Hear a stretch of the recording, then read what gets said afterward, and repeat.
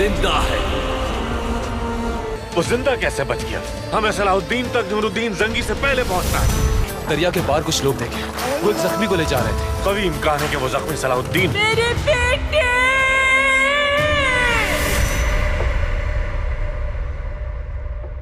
जंग और मोहब्बत में सब कुछ जायज होता है। तुम नाकाम हो गए। मैं नूरुद्दीन जंगी से जंग करूंगा। यही वो निशानियां हैं जो हमें सलाहुद्दीन तक पहुंचाएंगी।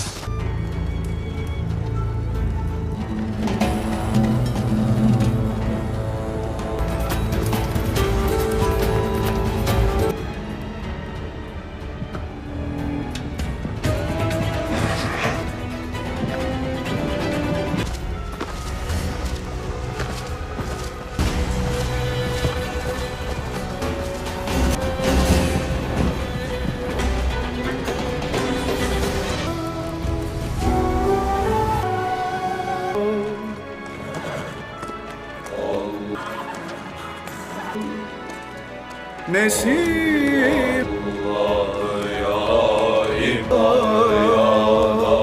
Mustafa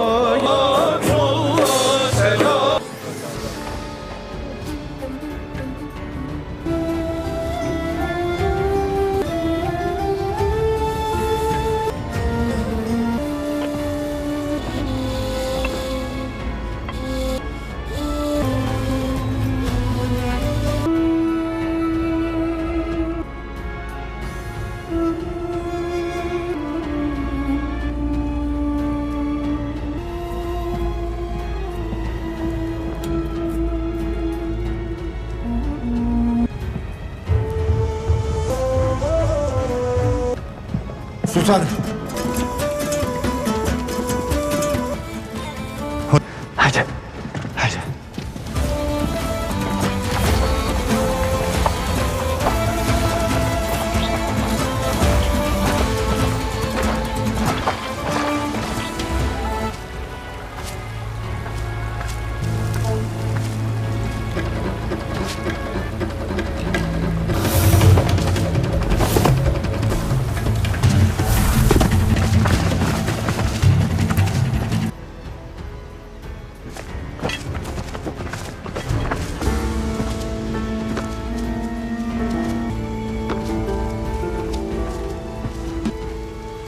Selahattin.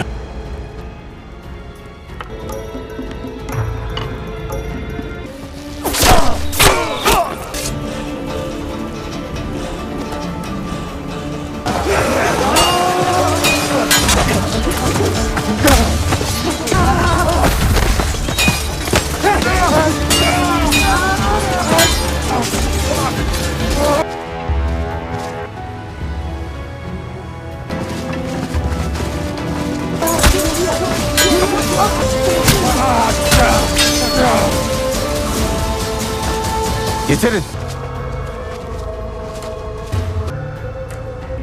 Daha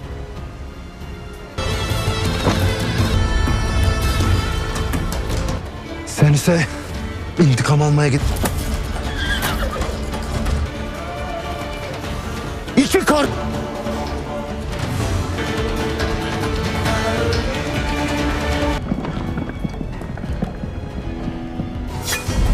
Dur! Yapma!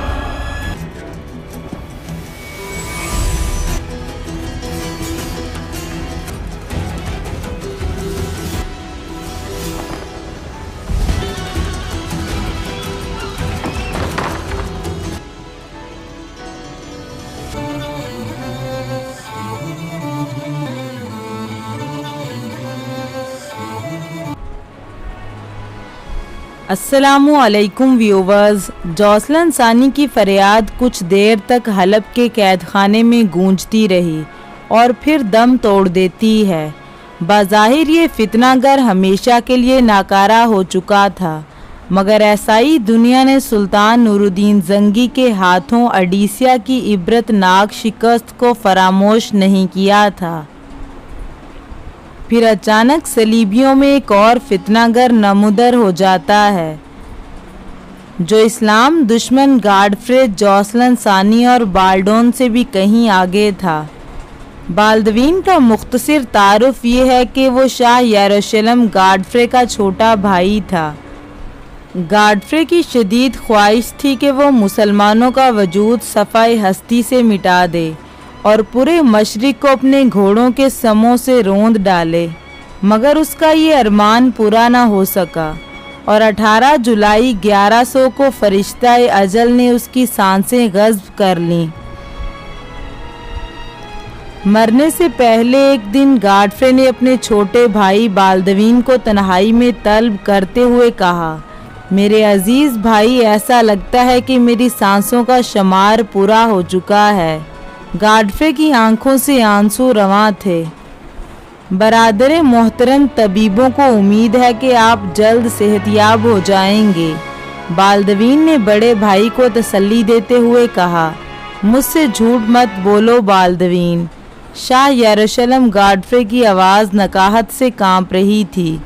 अब ज़्यादा वक्त नहीं है, इसलिए पूरे होशो हवास के साथ मेरी बात सुनो।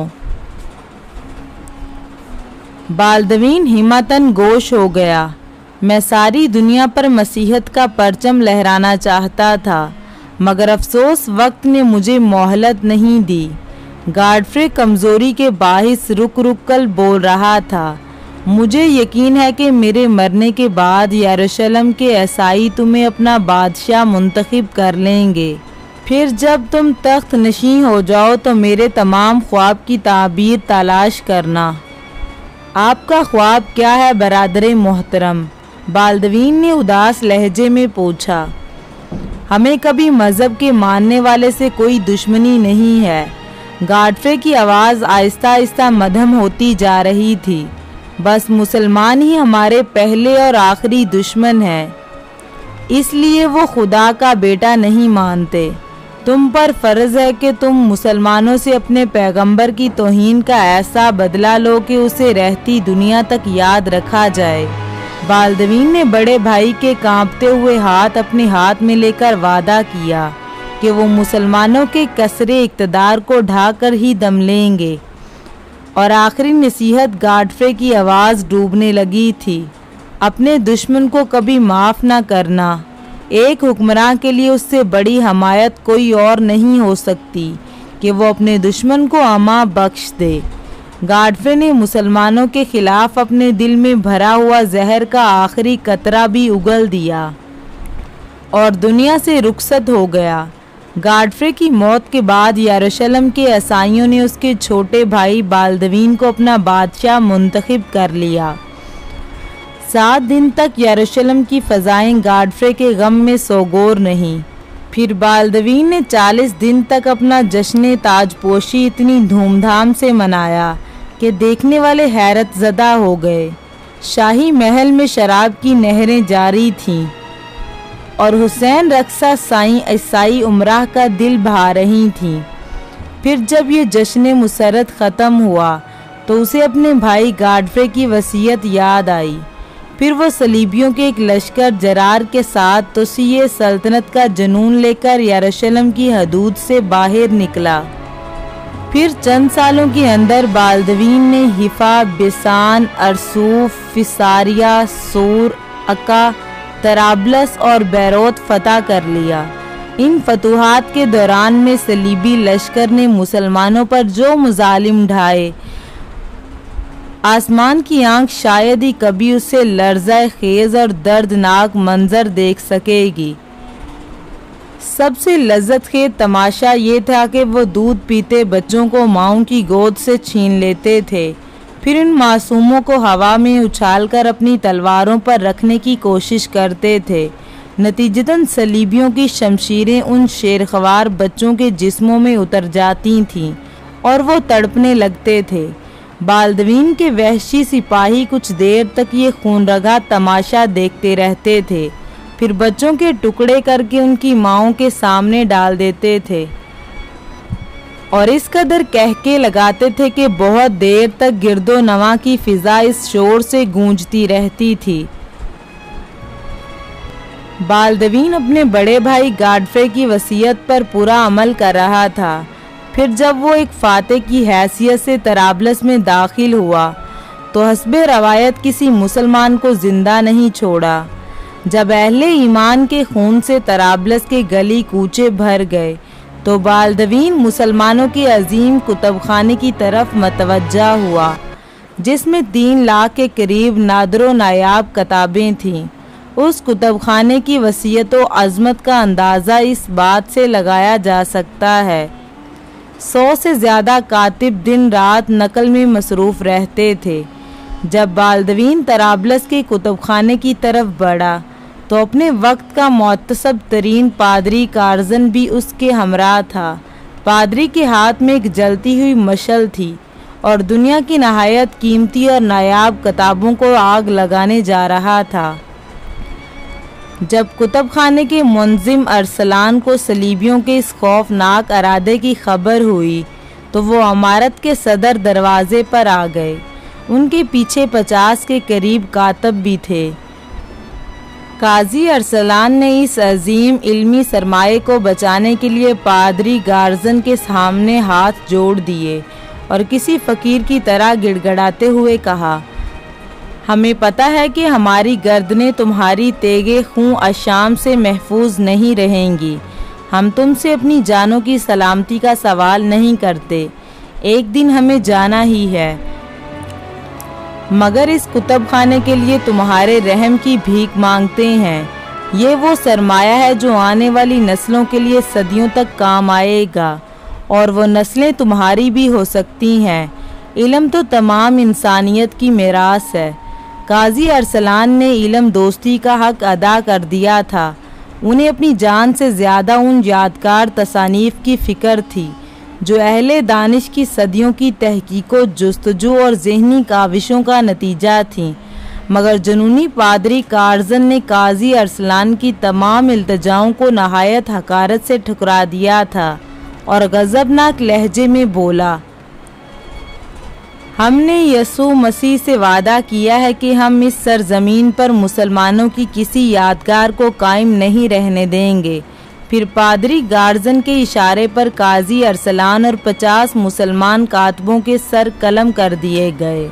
उसके बाद गार्जन ने आगे बढ़कर कुतुबखाने को आग लगा दी।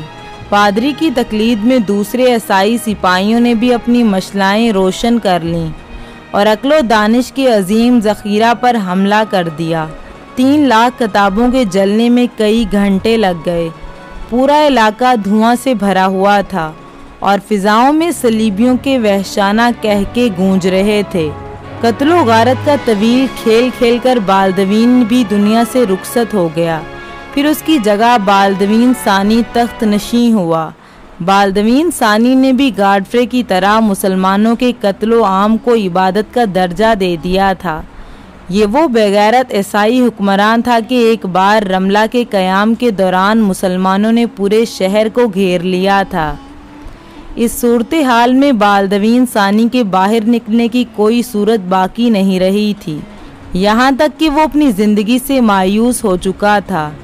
फिर उस मौत की वादी में एक मुसलमान ही उसके काम आया। ये वो मुसलमान सिपाही था जिस पर बाल्दवीन ने कभी कोई एहसान किया था। आखिर उस मुसलमान ने एहसान का बदला उतारने के लिए बाल्दवीन सानी को एक खुफिया रास्ते से शहर से बाहर निकाल दिया।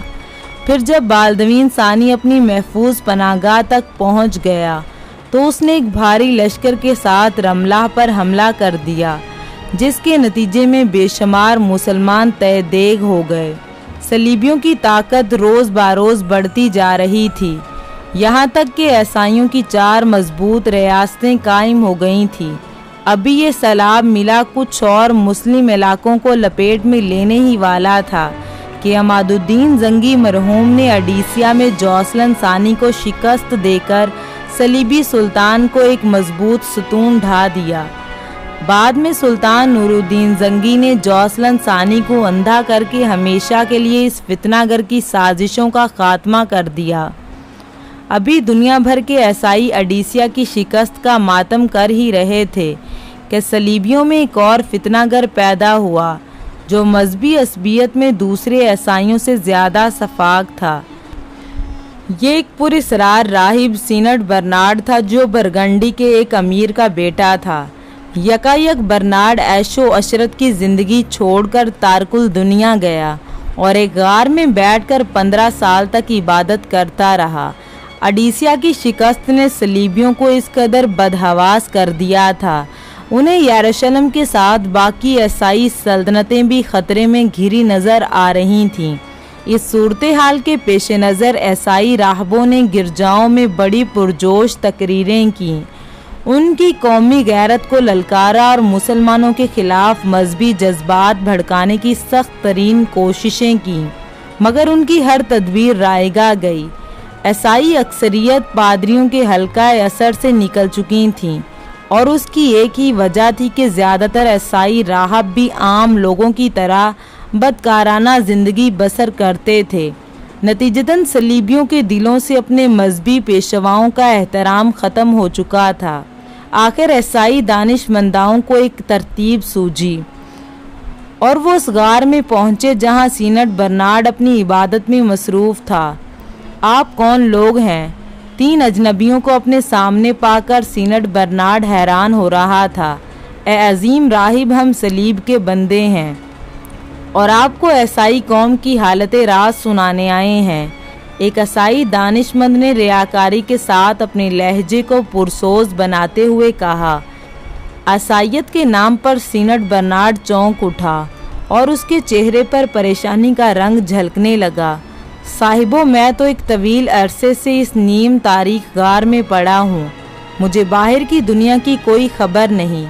आप बताएं कि मेरी कौम पर क्या गुजरी है। सीनट बर्नार्ड की बात सुनकर दूसरे ईसाई दानिशमंदों ने भी नहायत अयारी का मुजाहरा किया और रक्त अमेज़ लहजे में अडीसिया के ईसाइयों की जिल्लत अमेज़ शिकस्त का हाल सुनाने लगे। ये अलमनाक वाक़या सुनकर सीनट बर्नार्ड का सुर्ख व सफ़ेद चेहरा अज़ियतो कर्ब के गुबार से हल्का स्याही माइल नज़र आने लगा था। मैं एक नातवा राहिब अपनी कौम के किस काम आ सकता हूँ? सीनट बर्नार्ड एक जज्बाती इंसान था। सलीबियों की हलाकतों बर्बादी की खबर सुनकर उसकी आंखों से नमी झलकने लगी थी। अब आप ही सलीबी मकसद को मुसलमानों की यलगार से महफूज रख सकते हैं। तीसरे ईसाई दानिशमंद ने पुरसोज लहजे में कहा। वो किस तरह? सीनट बर्नार्ड ने हैरान होकर पूछा। ईसाइयों के दिलों पर मुसलमानों की ऐसी हैबत छाई है कि वो किसी तरह भी अडीसिया की शिकस्त का बदला लेने पर आमादा नहीं होते। पहले ईसाई दानिशमंद ने सीनट बर्नार्ड को अल्फाज के जाल में फंसाने की कोशिश की। मैं अपने हमकौमों का ये खौफ कैसे दूर कर सकता हूँ? सीनट बर्नार्ड की हैरत में मज़ीद इजाफा हो गया था। अब आपके वैज़ो तकरीरें ही सलीबियों के सर्द दिलों में इंतकाम की आग भड़का सकते हैं। दूसरे दानिशमंद ने अपनी चाल चलते हुए कहा। ईसाई दुनिया में मुझसे बड़े ईसाई राहिब हैं, फिर मेरी कौन सुनेगा? सीनट बर्नार्ड ने चंद लम्हों की सकूत के बाद कहा। ईसाइयों के तमाम मुक़द्दस पेशवा अपना एतबार खो चुके हैं, इसलिए उनकी कोई नहीं सुनता। तीसरे दानिशमंद ने दलील पेश करते हुए कहा। सीनट बर्नार्ड कुछ देर तक गहरी सोच में डूबा रहा, फिर ईसाई दानिशमंदों ने मुखातिब होकर बोले।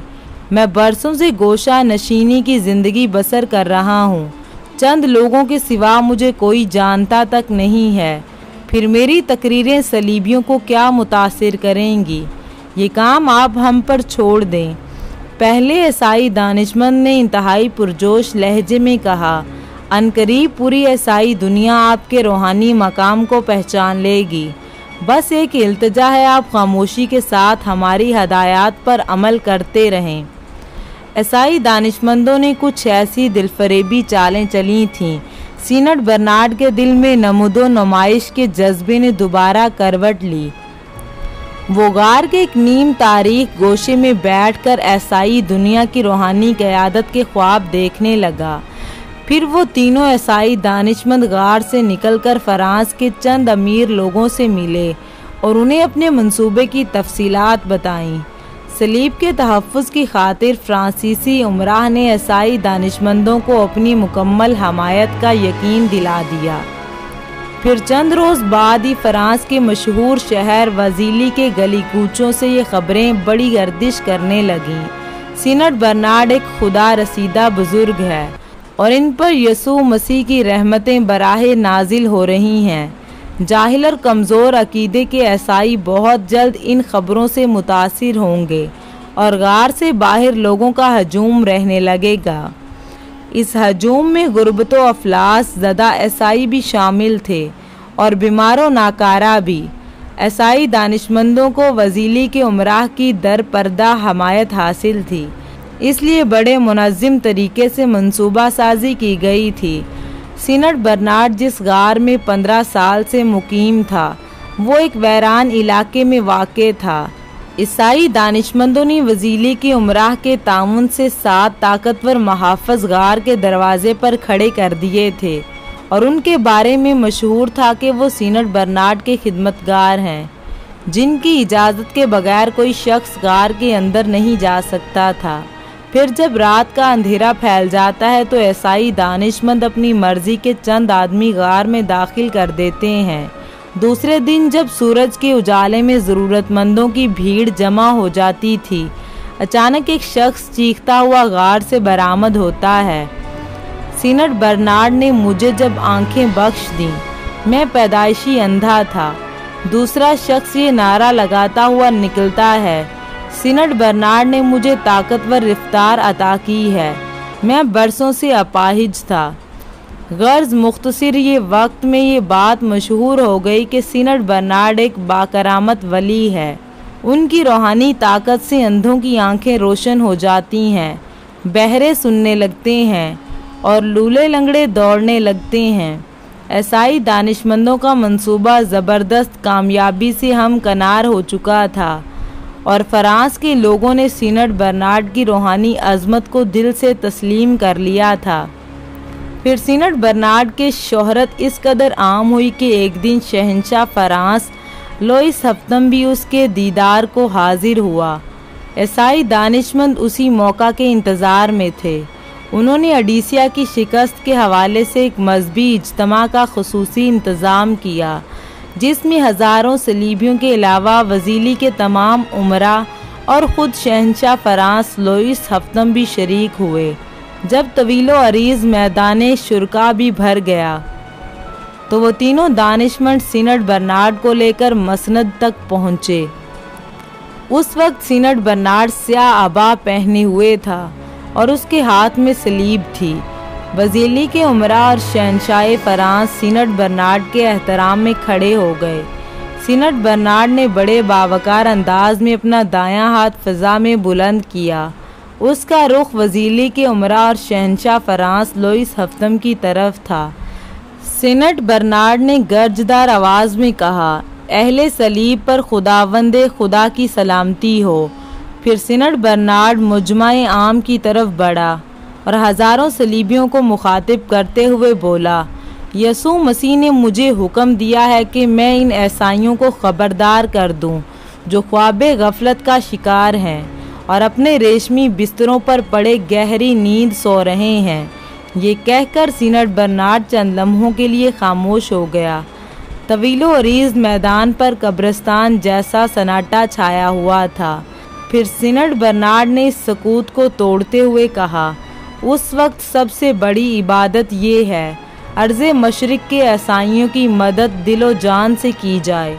अगर सलीब के नाम लेवा इस वक्त अपने घरों से ना निकले तो वो अनकरीब यरूशलेम को भी गंवा बैठेंगे। फिर क्या बाकी बचेगा? सिर्फ मुकद्दस बाप का कहर और मुकद्दस बेटे की नफ़रत। तुम्हारे लिए कहीं कोई जाए पनाह नहीं होगी, ना इस दुनिया में और ना उस दुनिया में। सीनट बर्नार्ड की जज्बाती तकरीर ने ईसाइयों को झंझोड़ कर रख दिया। वो चीखें मार कर रोने लगे। अभी सीनट बर्नार्ड की तकरीर मुकम्मल नहीं हुई थी कि शहंशाह फ्रांस ने उसके हाथ से सलीब ले ली और पूरी ताकत से चीखते हुए कहा, मैं सलीब की कसम खाता हूँ कि अमादुद्दीन जंगी के दोनों बेटे सैफुद्दीन और नूरुद्दीन जंगी की अडीसिया की शिकस्त का शदीद इंतकाम लेंगे। मैं सलीब की कसम खाऊंगा। उधर दूसरी सलीबी जंगों की तैयारी पूरे ज़ोर शोर के साथ हो रही थी और इधर सुल्तान नूरुद्दीन जंगी के दरबार में एक ऐसा तकलीफ़दा वाक़या पेश आ गया जिसने पूरे शहर को हिला कर रख दिया था। एक दिन सुल्तान का दरबार आराइस्ता था। 16-17 साल की एक हसीनो जमील लड़की 2 मुहाफिज सिपाहियों के साथ ज़ारो कितार रोती हुई दाखिल हुई और तख्त के करीब पहुंचकर फरियाद करने लगी है, सुल्तान आदिल, मुझे इंसाफ चाहिए। लड़की के आंसुओं और दर्दनाक लहजे ने सुल्तान नूरुद्दीन जंगी को मुस्तरिब कर दिया। ए कौम की बेटी, तेरे साथ क्या जुल्म हुआ है, बयान करो। सुल्तान आदिल, मैं जालिम का नाम लेते हुए डरती हूँ। अचानक लड़की के चेहरे पर खौफ के साए लर्जने लगे थे। अमीर मुजरिम आपके दरबार का एक बाअसर शख्स है। मुझे अंदेशा है कहीं ये कराबत और रसवाई आपके इंसाफ में खलल न डाल दे। लड़की की बेबाकाना गुफ्तगू सुनकर दरबार में बैठे हुए उमरा भी परेशान नजर आने लगे थे, क्योंकि आज तक किसी सवाली ने इस तरह सुल्तान को मुखातिब नहीं किया था। दरबारियों का ख्याल था कि सुल्तान बरहम हो जाएंगे, लेकिन सुल्तान नूरुद्दीन जंगी ने बेमिसाल ज़ब्तो तहम्मुल का मुजाहरा करते हुए लड़की से कहा, मेरे सरदार अमीरुल मोमिनीन हज़रत अबू बकर सदीक रज़ियल्लाहु ताला अन्हा फरमाया करते थे, कमज़ोर शख्स मेरे नज़दीक कवी है जब तक मैं उसे उसका हक ना दिला दूं, और तुम्हारा कवी आदमी मेरे नज़दीक कमज़ोर है जब तक उसके ज़िम्मे जो हक है वो उससे ले ना लूँ। मैं भी अमीरुल मोमिनीन के इस कौले मुबारक पर अमल पैरा होने की कोशिश करता हूँ। अगर अल्लाह ने मुझे तौफीक बख्शी तो मैं तुम्हें तुम्हारा हक दिला कर रहूँगा, चाहे वो दावा मेरे किसी करीबी तरीन अजीज़ के ख़िलाफ़ ही क्यों ना हो। जब लड़की को पूरी तरह इत्मीनान हो गया तो वो दरबारी उमरा की कितार की तरफ बढ़ी। थोड़ी देर के लिए हर अमीर को अपने दिल की धड़कनें रुकती हुई महसूस होने लगीं। लड़की चंद कदम आगे बढ़कर सुल्तान के सिपाहसालार नजमुद्दीन अयूब के सामने ठहर गई। पूरे दरबार पर सन्नाटा छा गया और नजमुद्दीन अयूब की हालत गैर होने लगी। उसे सकता हो गया था। सलार नजमुद्दीन अयूब के बेटे सलाहुद्दीन अयूबी ने मेरे साथ ऐसी शर्मनाक ज़्यादती की है जिसे बयान करने का मुझ में हौसला नहीं है। ये कहकर लड़की ने अपना मुंह छुपा लिया और सिसक सिसक कर रोने लगी। लड़की के इस इंकशाफ ने अहले दरबार पर सख्ता तारी कर दिया था और नजमुद्दीन अयूब को तो यूँ महसूस हुआ जैसे अर्ज़े तमाम शाम शदीद ज़लज़ले की लपेट में है। शहर की तमाम इमारतें और घर इस ज़लज़ले से महफूज हैं, लेकिन उसका अपना वजूद हज़ारों मनमट्टी के नीचे दफन हो चुका है। यही हाल असदुद्दीन शेरको का था। उसकी आंखों के सामने चंद लम्हों के लिए गहरी तारीकी छा गई थी। दोनों भाई वहशत ज़दा अंदाज में इस हसीनो जमील लड़की की तरफ देख रहे थे जो सलाहुद्दीन अयूबी की बेराहरवी पर सुल्तान नूरुद्दीन जंगी से सरे दरबार इंसाफ मांगने आई थी। नजमुद्दीन अयूब ने पहले सुल्तान की तरफ और फिर उमराए दरबार की जानिब देखा। जांबाज सिपाहसालार को यूं महसूस हुआ कि हर आंख में उसकी लानतों मलामत का गहरा रंग झलक रहा है। अभी नजमुद्दीन अयूब ज़हनी और कल्बी अजियत में मुब्तला था कि सुल्तान नूरुद्दीन जंगी की पुरजलाल आवाज़ दरबार में गूंजी, नजमुद्दीन अयूब, तुमने सुन ली इस गमज़दा लड़की की फरियाद। नजमुद्दीन अयूब अपनी निशिस्त पर खड़ा हुआ, एक एक हर्फ सुन लिया। सुल्तान आदिल। शिद्दत गम से नजमुद्दीन अयूब की आवाज़ लर्ज रही थी। सलाहुद्दीन अयूब कहाँ है? सुल्तान नूरुद्दीन जंगी के लहजे से गैज़ो जलाल का रंग झलक रहा था। वो कल रात से शदीद बुखार में मुब्तला है, इसलिए दरबार में हाजिर ना हो सका। अगरचा नजमुद्दीन अयूब एक जांबाज सिलार था, वो मैदान जंग में हमेशा सरबकफ रहता था, लेकिन बेटे के इस मुमकिना जुर्म में फौलाद के एसाब रखने वाले इस सिपाही के जिस्म और ज़ुबान में अरताश पैदा कर। अस्सलामु अलैकुम व्यूवर्स। कोको के हुक्मरान इब्ने काजी का बेटा और उसके दो अहम और बड़े सरदार अबादा बिन तमाम और अलकमा बिन सादून एक रोज़ बोना शहर की फसील के एक बर्ज में इकट्ठे बैठे हुए थे। तीनों उस वक्त गहरी सोच में थे, शायद किसी अहम मसले पर गुफ्तगू कर रहे थे। आखिर अबादा बिन तमाम ने इस खामोशी को तोड़ा। अपने सामने बैठे इब्ने काजी के बेटे हुसैन और दूसरे सरदार अलकमा बिन सादून को मुखातिब करके वो कह रहा था, कोको शहर के नवा में बकदूर के मैदानों में हमें शिकस्त हुई, उससे हमें सबक सीखना चाहिए और हिस्पानिया वालों के कहने पर अमल करने की बजाय बारबारोसा के साथ इत्तेहाद और तामुन करते हुए हिस्पानिया वालों के खिलाफ हरकत में आना चाहिए। हम मुसलमान होते हुए मुसलमान दुश्मन कुव्वतों का साथ देकर बारबारोसा को कमज़ोर करने का तहैया किए हुए हैं, जबकि बारबारोसा आलमे इस्लाम का वो रजल अजीम है जो मुसलमानों के तहफ़्फ़ुज़ और उनकी हिफाजत के लिए काम कर रहा है। और सबसे बड़ी बात यह है कि मुसलमानों का सुल्तान सुलेमान उसकी पश्त पनाही कर रहा है। उससे पहले सुलेमान का बाप सुलेमान सलीम भी उस पर अपना दस्ते शफ़क़त रख चुका था। इस तरह बारबारोसा के खिलाफ सफ़ आरा होते हुए हम एक दूसरे से आलमे इस्लाम के खिलाफ सफ़ आरा हो रहे हैं। मेरे ख़याल में उससे बड़ी बुराई, इससे बड़ी लानत किसी मुसलमान के लिए नहीं हो सकती। इतना कहने के बाद अबादा बिन तमाम रुका, फिर इब्ने काजी के बेटे हुसैन की तरफ देखते हुए वो कह रहा था, इब्ने काजी के बेटे बुरा मत मानना, हम दोनों सरदार आलम इस्लाम की यकजहती और इत्तेहाद के मुतमनी हैं। तुम्हारा बाप मोनकैट की जालिम ख्वाहिशों के हजूम में खड़ा होकर फजूल शोहरत और हकीर अजमत की तमन्ना किए हुए है। ये हिस्पानिया वाले हम मुसलमान ही को अपने साथ मिलाकर हमारे लिए कफस की सहनी के दरवाजे और मौत के नेज़ों की अनियाँ तैयार कर रहे हैं। वो हमारे वजूद का राब्ता, हमारे तन का ताल्लुक़ मुस्लिम कौम से मुनक़ता करना चाहते हैं। मुस्लिम कौम के लिए हमारे जज्बात, हमारी चाहतों के असर, हमारी जान की राहतों को वो जिंदान के अजाब में तब्दील करने का ठान चुके हैं। इब्ने हसन तुम्हारा बाप गलत रास्ता इख्तियार किए हुए है। हमने पहले भी कहा था कि अपने बाप को समझा लो, लेकिन तुम उसे समझाने में नाकाम रहे हो। वो समझने में भी बुरी तरह नाकाम रहा है। हालात आहिस्ता आहिस्ता गिरफ्त से निकल जाएंगे। इस वक्त से डरता हूँ जब हम तुम्हारे बाप के खिलाफ बगावत खड़ी करने का इरादा कर लेंगे। इब्ने काजी के बेटे, हम खुद तो ख़त्म हो सकते हैं, लेकिन हमारी रूह, हमारे मज़हब का ताल्लुक़ मुस्लिम कौम से ख़त्म नहीं हो सकता। खैरुद्दीन बारबारोसा, उसके साथी, उसके सलार अफ्रीका में खुशकी पर ही नहीं, समंदर के अंदर भी मुसलमानों के राहिब और रहनुमा और कमांडर और सलार हैं। वो उन इलाकों के अंदर मुसलमानों के सुकून और राहत की साहितों के अमीन हैं।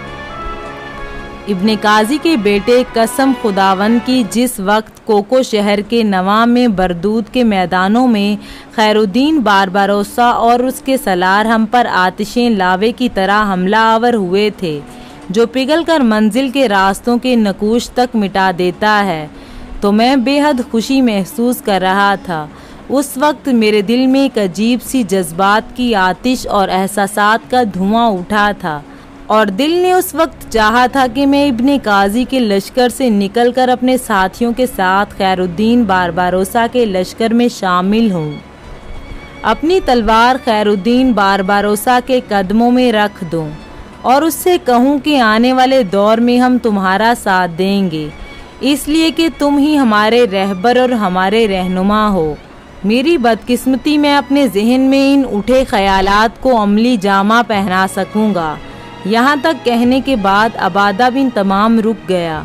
उसकी गर्दन झुक गई थी। दूसरी जानिब दूसरा सरदार उल्कमा बिन सादून भी उदास और अफसुर्दा बैठा हुआ था। फिर अबादा बिन तमाम की बजाय इस बार उल्कमा बिन सादून बोल उठा। वो भी इब्ने काजी के बेटे हुसैन को मुखातिब करके कह रहा था, मेरे अजीज, जो कुछ अबादा बिन तुमाम ने कहा यूं जानो ये मेरे दिल की तर्जमानी और आकासी है। हम लोग अपनों के खिलाफ बरसर पेकार होकर एक तरह से हस्पानिया वालों की ताकत और कुव्वत को मजबूत और मुस्तहिकम कर रहे हैं, और ये एक इंतहाई घनौना और शैतानी फेल है जिसमें इस वक्त हम मुलव्वस हैं। बकदूरा के मैदानों में खैरुद्दीन बारबारोसा हमें बदतरीन शिकस्त दे चुका है और वो आगे बढ़कर कोको शहर पर भी कब्जा कर चुका है। हमने गोबोना शहर में महसूर होकर अपने आप को महफूज कर लिया है, पर याद रखना, हम अगर कोको शहर में महफूज न थे तो यहाँ भी महफूज नहीं रहेंगे। मैं तुम्हें साफ कहता हूँ कि अपने बाप को समझा लो कि वो मुसलमानों के खिलाफ तुर्क ताज करने से बाज रहें, और अगर वो बाज नहीं आए तो फिर तंग आकर हमें उसके खिलाफ बगावत करना होगी। और मैं समझता हूँ कि हमारी ये बगावत और सरकशी यकीनन आलमे इस्लाम की खिदमत में शुमार की जाएगी।